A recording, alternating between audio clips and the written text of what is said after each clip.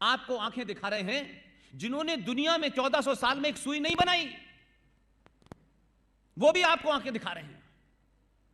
इसलिए कि भारत राष्ट्र के उन तमाम लोगों का पुरुषार्थ, उनके अंदर एक आदर का भाव, अपने इतिहास के प्रति उनके अंदर एक सम्मान हो। हमारे समाज में हजारों संगठनों ने उसे हटा के नपुंसक बनाया। आपको आपके लड़ने की क्षमता छीन ली, आपके तर्क करने की क्षमता छीन ली उन्होंने, और उन्होंने आपको एक रट्टू तोते की तरीके से कुछ रटा दिया और पूरा समाज उसे रट रहा है। और जब समाज चाटुकार, डरपोक और लालची होता है तो उसके नेता भी लालची और चाटुकार होते हैं। इसलिए आपको 70 सालों में जो हुआ उसके लिए आप जिम्मेदार हैं, मैं जिम्मेदार हूं। वो समाज के ठेकेदार जिम्मेदार हैं जिन्होंने आपको सच बात न पता चले, क्योंकि सच बात पता चलने से उनका संगठन और उनका अस्तित्व खतरे में पड़ सकता है। कोई भी संगठन राष्ट्र से बड़ा नहीं हो सकता, कोई मनुष्य राष्ट्र से बड़ा नहीं हो सकता। जब हमारे समाज में महान पुरुषों की बात होती है तो स्वामी विवेकानंद भी हैं, अरविंदो भी हैं,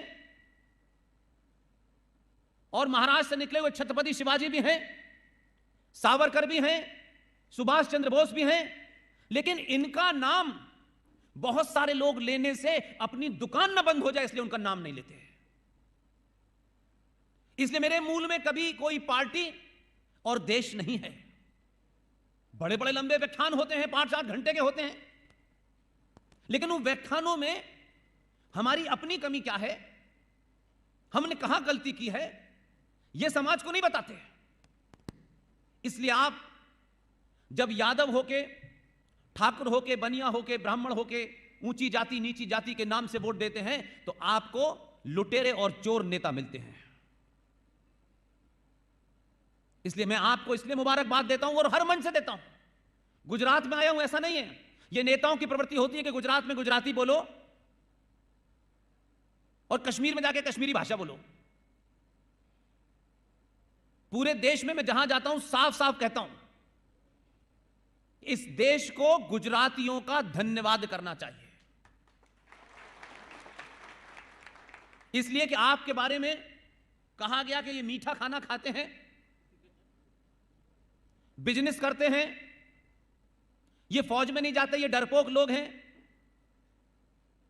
लेकिन आपने हजारों साल पुरानी सनातन संस्कृति के इस महान राष्ट्र में, कोई आज के जमाने में 1 मिनट के लिए अपना पेन भी नहीं देता है। अगर आप किसी को पेन दे भी देते हैं दस्तखत करने के लिए तो भी उसके सर पे सवार रहते हैं कि लेके ना चला जाए। आपने 15 साल जिस आदमी को ठोंक पीट के डॉक्टर बनाया, आपको लगा कि इसका काम गुजरात में हो गया है, इसलिए आपने भारत को दे दिया और दिल्ली भेज दिया। और ये दिल, ये जो आपने परोपकार किया है, एक बार नहीं किया। जिसे 2014 में भेजा था, दिल्ली में बड़े बड़े रैकेटियर हैं, बड़े बड़े दलाल हैं, हर पार्टी में हैं, ऐसा नहीं है कि कुछ पार्टियों में नहीं, सब में हैं। उन दलालों ने सोचा कि ये खिचड़ी खाता है, खाकड़ा खाता है, इसको हम बताएंगे क्या खाना है। लेकिन आपने इतना ठोंक पीट के भेजा कि दिल्ली के बड़े बड़े लोग ये सोचने लगे करें क्या।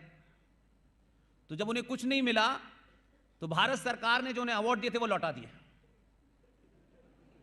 गुस्सा आया तो उन्होंने अवार्ड ही लौटा दिए।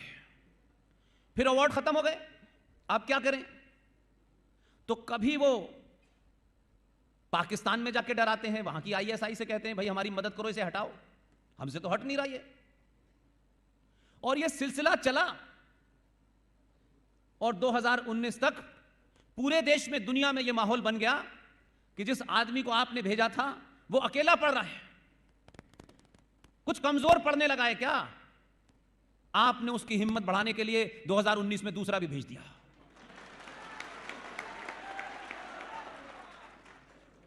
अब स्थिति यह हो गई है कि जो लोग 2014 वाले को डरा रहे थे वो कहते हैं पहला वाला अच्छा था यार, ये तो सुनता कम है और मारता ज्यादा है। इस सिलसिले को गुजरात का एक एक नागरिक याद रखे कि जब तक आपके शरीर में जान है तब तक हर 5 साल के बाद इससे भी बड़ा खतरनाक भेजिएगा। ये रोकिएगा मत। और पूरे देश के तमाम लोगों को जो राजनीति के अपने आप को चाणक्य समझते हैं, आपकी देखा देखी भारतीय राजनीति में एक होड़ लग गई है, एक रेस लग गई है। उसी का परिणाम है कि जो लोग ये समझते थे कि दिल्ली का रास्ता उत्तर प्रदेश होके जाता है, आपने उत्तर प्रदेश वालों को मजबूर कर दिया ऐसा चुनना जो ये कहता हो कि जिस भाषा में समझोगे उस भाषा में समझा दूंगा। इस पुरुषार्थ को कमजोर मत पड़ने देना, क्योंकि ये कई 100 सालों के बाद जगा है। और कोई दलाल, कोई चाटुकार आपके बीच में आए और नए नए ज्ञान देने लगे, उसको अपने बीच से अलग थलग कर दीजिएगा। 700-800 साल के बाद आपको अपने होने का बोध हुआ है। आपकी ये माताएं बहनों के सम्मान की बात होने लगी है।